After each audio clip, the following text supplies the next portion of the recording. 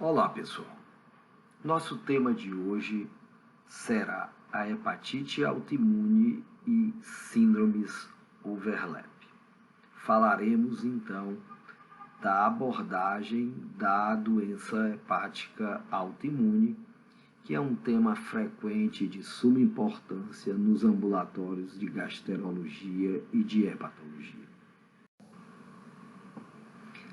A doença hepática autoimune, então, é definida classicamente por três entidades: a hepatite autoimune, a colangite biliar primária e a colangite esclerosante primária. Vejam que esse slide nos mostra que algumas situações e achados clínicos podem ser comuns a essas três situações. Quando a gente avalia a possibilidade de associação entre hepatite autoimune e colangite biliar primária, nós observamos então a presença de um FAM compatível às duas situações, a elevação da fosfatase alcalina e da gama-GT, a presença de colangite à biópsia e a hipergama-globulinemia. Quando a gente observa a associação de hepatite autoimune com colangite esclerosante primária, nós percebemos que normalmente esse quadro está associado a quadros de doença inflamatória intestinal, notadamente a colite ulcerativa, ao aparecimento de hiperbilirrubinemia, a biópsia com hepatite de interface e plasmócitos. A associação de colangite esclerosante primária e colangite biliar primária é um fenômeno muito raro, há apenas 2 casos reportados na literatura. A hepatite autoimune, então, é uma injúria hepática imunomediada, crônica e recidivante. O diagnóstico baseia-se em uma constelação de achados clínicos, laboratoriais e histológicos. O diagnóstico é feito pela associação desses critérios. O tratamento com corticoides e azatioprina é bastante efetivo em cerca de 80% dos casos. E o tratamento irregular é a maior causa de insucesso terapêutico, mas há casos definidos de intolerância e refratariedade ao esquema de corticoide com azatioprina, e também essa refratariedade pode estar associada à presença de síndromes overlap com associação de hepatite autoimune à colangite biliar primária ou mesmo à colangite esclerosante primária.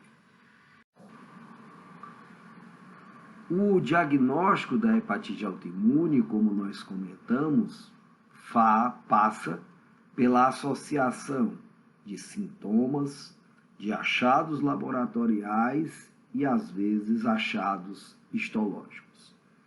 Normalmente são mulheres jovens, há um pico da doença na transição da adolescência para a idade adulta, com clara predominância do sexo feminino, embora se descreva um segundo pico na menopausa. Normalmente, essas pacientes se apresentam com astenia, com icterícia, com amenorreia, com acne facial e, às vezes, estrias cutâneas no abdômen. Laboratorialmente, elas têm transaminases elevadas, sorologias autoimunes, notadamente antimúsculo liso e FAM reagentes, e classicamente, a presença de hipergama-globulinemia na eletroforese de proteínas. No entanto, alguns desses pacientes podem se apresentar já de saída com um quadro de cirrose descompensada como primeira evidência do diagnóstico. Então, a constelação, a amplidão da possibilidade de diagnóstico na hepatite autoimune passa por pacientes absolutamente saudáveis, apenas com provas de função hepática alteradas, até quadros bem graves de insuficiência hepática, às vezes aguda, ou cirrose descompensada. Quando a gente recorre à biópsia hepática, os aspectos histológicos clássicos são a presença da hepatite de interface, o infiltrado linfoplasmocitário e ductos biliares intactos. Já quando há uma associação da hepatite autoimune, por exemplo, com colangite biliar primária, se vai perceber claramente lesões ductais à biópsia hepática. Um algoritmo simples para o diagnóstico da hepatite autoimune, então, seria esse. Nós temos uma paciente com um quadro clínico sugestivo de hepatite aguda ou crônica de causa indeterminada. Os marcadores virais são negativos, a ceruloplasmina é normal. Não há história de transfusão de sangue, de uso de drogas hepatotóxicas, de álcool e não há fenômenos colestáticos. O laboratório inicial evidencia hipergama-globulinemia e uma IgG elevada. Você solicita, então, o FAM, o antimúsculo liso e o anti-KLM. Se esses marcadores, alguns deles são positivos, você pode caminhar para uma biópsia hepática que mostrará a hepatite de interface. E aí o diagnóstico, então, de hepatite autoimune está consolidado. No entanto, alguns pacientes apresentam esses autoanticorpos negativos. Você faz a biópsia hepática e aí ela passa a ser muito mais importante e encontra hepatite de interface. Nessa situação, repita os autoanticorpos, acrescente o PEANCA, pesquise anticorpos para a doença celíaca, que também pode simular hepatite autoimune. Se você tem autoanticorpos compatíveis com hepatite autoimune, conclui o diagnóstico. Se esses autoanticorpos são permanentemente negativos, você pode então ter uma entidade que se chama hepatite autoimune anticorpo negativo ou soro negativo. O diagnóstico da hepatite autoimune passa por alguns scores. O score de diagnóstico da hepatite autoimune é sumamente conhecido e você pode pesquisar na literatura. Na prática clínica, o score mais utilizado é esse score simplificado, onde você vai usar como variáveis o FAM, o anticorpo antimúsculo liso, o anti-KLM, o anticorpo solúvel do fígado, a dosagem da IgG, o aspecto da biópsia hepática e a ausência de hepatites virais diagnosticadas. Para cada um desses itens você tem uma pontuação. Se você tem uma pontuação acima de 6, você terá um diagnóstico provável de hepatite autoimune. Se você tem uma pontuação acima de 7, você tem um diagnóstico definitivo. É importante ressaltar que diagnósticos prováveis ou definitivos já autorizam o início da imunossupressão. E o que são as síndromes overlap que podem estar associadas à hepatite autoimune? Seriam essas síndromes uma doença diferente da hepatite autoimune? Seria uma doença geneticamente determinada? Ou as síndromes overlap ou de superposição, numa tradução literal, seriam um espectro da hepatite autoimune? Lembrando que a síndrome de overlap é caracterizada pela associação entre hepatite autoimune e colangite biliar primária ou a associação de hepatite autoimune e colangite esclerosante primária. Quando nós devemos suspeitar que nós não estamos diante de uma hepatite autoimune pura, mas sim de uma síndrome Overlap? Primeiro, quando os dados clínicos não fazem sentido. Exemplo, um quadro clínico laboratorial compatível com hepatite autoimune, mas uma fosfatase alcalina persistentemente elevada, que não é comum nessa situação. Quando nós temos hepatite autoimune com colestase, com muita icterícia ou com fosfatase alcalina e gama-GT persistentemente elevadas. Quando nós temos hepatite autoimune com um anticorpo antimitocôndria positivo. Quando nós temos uma associação de hepatite autoimune e doença inflamatória intestinal. E quando há uma refratariedade ao tratamento padrão com corticoide ou corticoide e azathioprina. As associações, então, nas síndromes Overlap, como nós já falamos, associariam a hepatite autoimune com a colangite biliar primária, a hepatite autoimune com a colangite esclerosante primária e, muito raramente, a colangite biliar primária com a colangite esclerosante. Existem critérios definidos para o diagnóstico do overlap entre hepatite autoimune e colangite biliar primária. São os chamados critérios de Paredes. Então, você tem que ter 2 ou 3 critérios para hepatite autoimune, associado a 2 ou 3 critérios para a colangite biliar primária.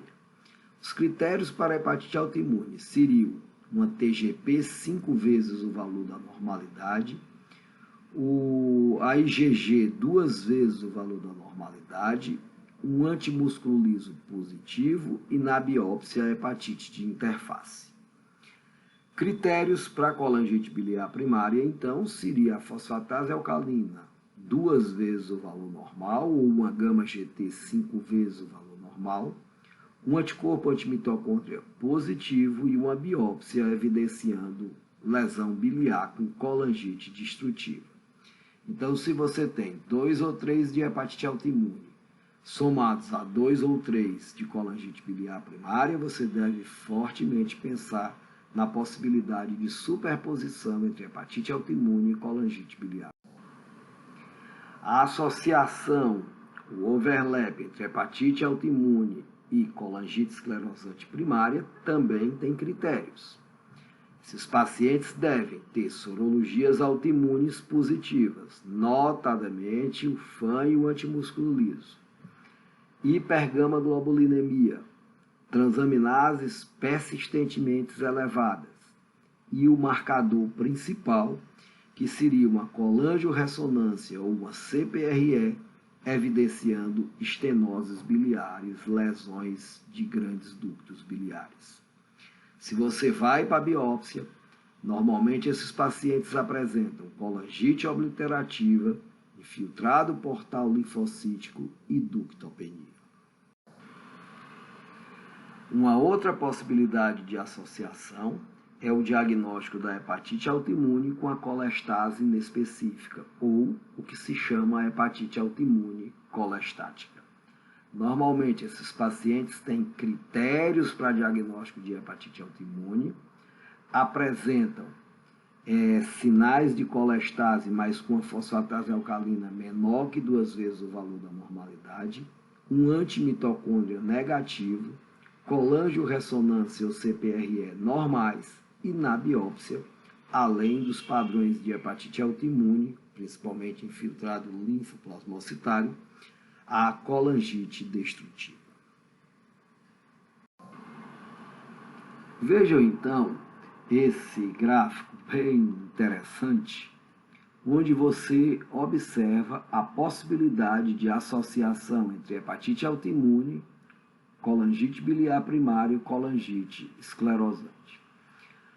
Os critérios iniciais para você pensar nessas associações seriam quadros atípicos de hepatite autoimune ou fenômenos colestáticos nos exames laboratoriais.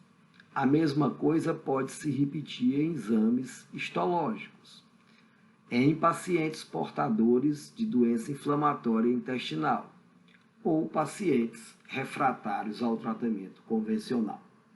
Então, essas 4 situações, hepatite autoimune de apresentação atípica ou colestática, fenômenos histológicos na hepatite autoimune que evidenciem colestase, associação com doença inflamatória intestinal ou refratariedade ao tratamento, lhes encaminham para a realização de um exame de imagem para estudo de vias biliares, que pode ser a colangiorressonância ou a CPRE. Se essa avaliação de vias biliares é negativa, ela é normal, você observa, então, a pesquisa do antimitocôndria. Se o antimitocôndria for positivo, isso é fortemente sugestivo da associação do overlap entre hepatite autoimune e colangite biliar primária. E aí você vai observar os critérios de Paris, ou se os pacientes estariam fora dos critérios de Paris, onde poderia significar uma predominância da hepatite autoimune sobre a colangite biliar primária, ou o contrário.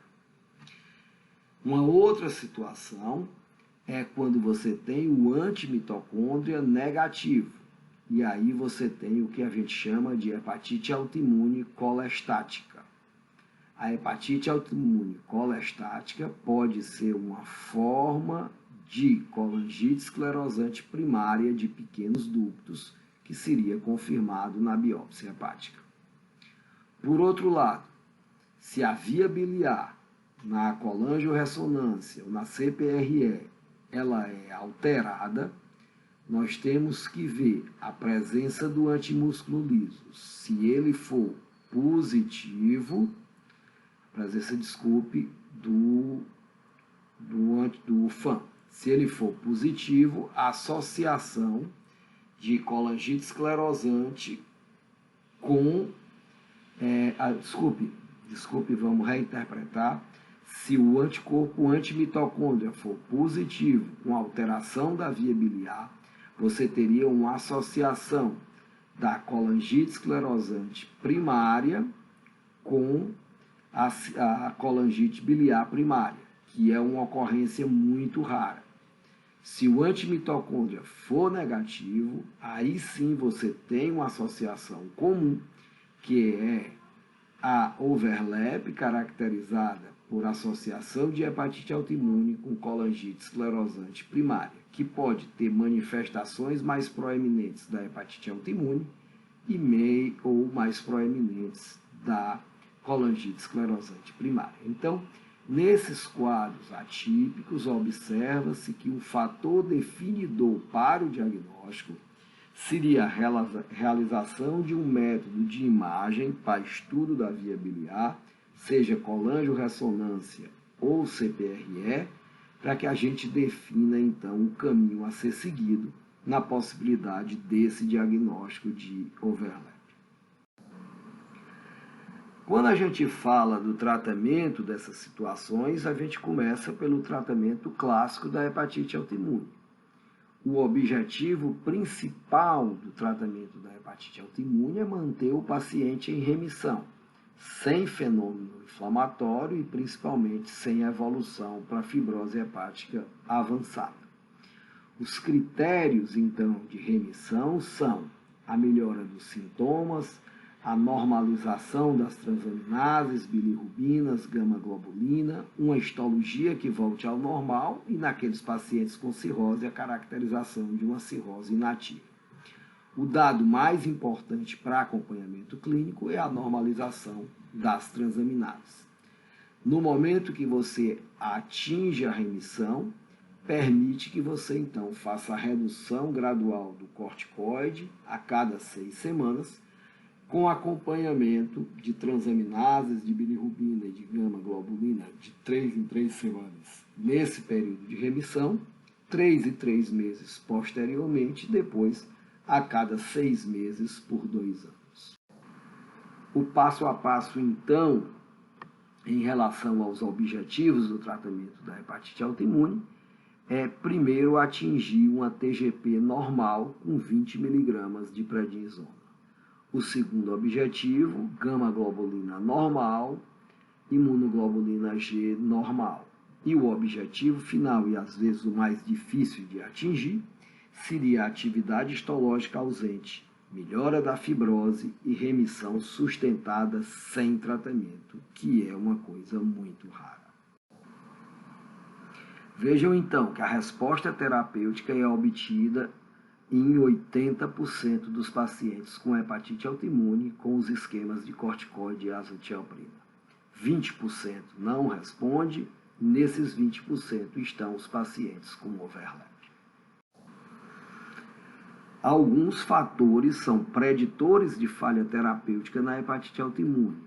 Quando o paciente já tem cirrose na biópsia hepática inicial, pacientes que iniciam o quadro ABA com menos de 18 anos, e a presença do anticorpo o antígeno solúvel fígado-pâncreas também é um preditor de má resposta a corticoide e azathioprina. Os esquemas terapêuticos, então, para a hepatite autoimune são esquemas terapêuticos de primeira linha, que têm o objetivo de induzir a remissão e manter a remissão, e de segunda linha, utilizados na intolerância a corticoide ou azathioprina ou na falência aos esquemas iniciais. Os tratamentos de primeira linha, então nós temos o esquema 1, que é a utilização de prednisona ou prednisolona isolada, com redução de 10 mg até a menor dose efetiva. O esquema 2, que é o mais utilizado, prednisona 30 a 40 mg associada à azathioprina 1 a 2 mg por quilo por dia, com redução do corticoide de 10 mg por semana até se atingir a menor dose efetiva. E o esquema 3, que é o mais recente, utilização de budesonida 3 mg 3 vezes ao dia, com azathioprina 1 a 2 mg por quilo. Se preconiza uma redução de 3 mg da budesonida a cada mês até a menor dose efetiva, que a gente não sabe exatamente qual é. Os tratamentos de segunda linha, então, são aqueles utilizados na intolerância à budesonida em intolerantes à prednisona e o micofenolato mofetil em intolerantes, notadamente à azathioprina. Nos casos de falência ao esquema inicial, podemos lançar mão de tacrolimo, infliximab ou rituximab. A budesonida pode substituir a prednisona para redução de efeitos colaterais, sempre em combinação com a azathioprina. Ela promove indução de remissão em pacientes com risco ao uso de corticoides, promove remissão sustentada, não deve ser usada em cirróticos, em pacientes com histologia compatível com cirrose, tem baixíssima eficácia, não deve ser utilizado como resgate em pacientes que falharam a prednisolona ou a prednisona. Se seu paciente falhou ao tratamento à prednisona, não adianta fazer budesonida. Ela é uma alternativa, mas não substitui os que falham. E já está aprovada em 23 países da Europa. O micofenolato deve ser utilizado na intolerância à azathioprina, promove remissão de 73% dos casos. Utiliza então o Cellcept, que é o nome comercial mais conhecido, de 500 mg, numa dose de 2 comprimidos 2 vezes por dia. O tacrolimo, que deve ser utilizado na falência ao tratamento inicial, promove melhora laboratorial e histológica, no entanto pode ser nefrotóxico. Nós temos comercialmente o Prograf com 1 ou 5 mg a apresentação. Normalmente a gente usa de 2 a 5 mg por dia em pacientes que falharam ao esquema com azathioprina e corticoide. O infliximab tem alguns estudos interessantes na literatura, mostrando principalmente uma redução efetiva de infliximab após 3 infusões. O rituximab também foi utilizado em pacientes que não responderam ao esquema inicial. O tratamento são estudos curtos. Esse é um estudo de 6 pacientes que falharam a prednisona e a azathioprina. Utilizaram o rituximab 1000 mg venoso no dia 1 e 15 dias depois e foram seguidos por 72 semanas. Se atingiu transaminases normais e imunoglobulina G normal com significância estatística e baixíssimos efeitos colaterais. Recentemente se fez um levantamento de relatos de casos com rituximab, e já são vários esses relatos de casos, e se observa uma queda abrupta e importante da transaminases quando você faz o tratamento com rituximab. Na superposição ou no overlap, então, nós começamos o tratamento, falando do tratamento da associação de hepatite autoimune com colangite biliar primária. Não há trials controlados.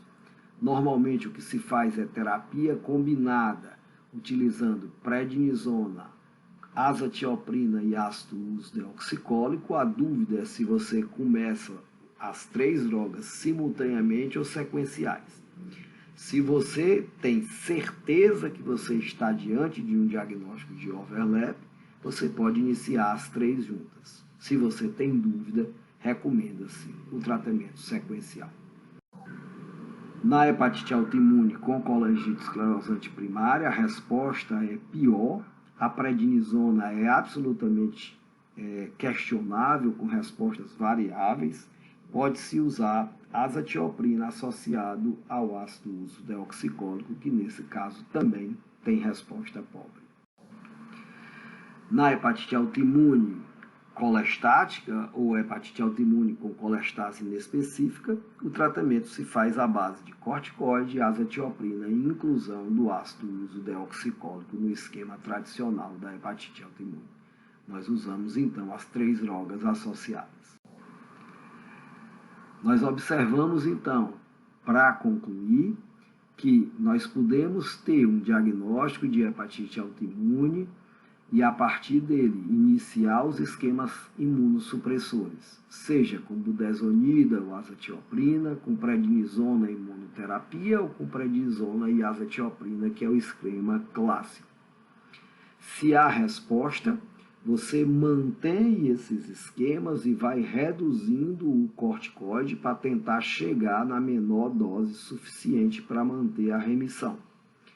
Se na redução você volta a ter reativação do quadro, você volta para o esquema anterior e discute ao final de 3, 4 anos a suspensão do esquema imunossupressor. No entanto, se você tem intolerância à prednisona ou à azathioprina, a opção que você tem é o micofenolato mofetil. Se não há resposta, observe a dose dos medicamentos e se realmente seu paciente está tomando a medicação de maneira correta. Discuta a possibilidade de overlap e aí você partiria para a associação com o ácido ursodeoxicólico. Você lançaria de mão de drogas de resgate, que seriam o tacrolimus, o rituximab ou o infliximab. A possibilidade de recidiva após a suspensão do tratamento, e para suspender o tratamento você tem que ter uma histologia que não evidencie qualquer tipo de atividade, uma imunoglobulina persistentemente normal, com transaminases normais, ela pode ser discutida. Mas vejam que é extremamente raro o paciente se manter em remissão após a suspensão do tratamento. 59% dos pacientes recorrem após 1 ano sem tratamento, 73% após 2 anos e 81% após 3 anos. E observa-se também que pacientes que fazem tratamento combinado com corticoide e azatioprina têm um risco muito maior de reativação do processo de recidiva após suspensão. Então, a Associação Europeia para Estudos do Fígado, nesse trabalho, posicionou que a reativação, a recidiva, é praticamente universal após a suspensão da terapia imunossupressora na hepatite autoimune, e isso é muito mais comum. Já nos quadros de cirrose, praticamente não se recomenda a suspensão de tratamento em pacientes cirróticos e também na síndrome de overlap. Eu agradeço a atenção, fico disponível no sergio_pessoa@uol.com.br.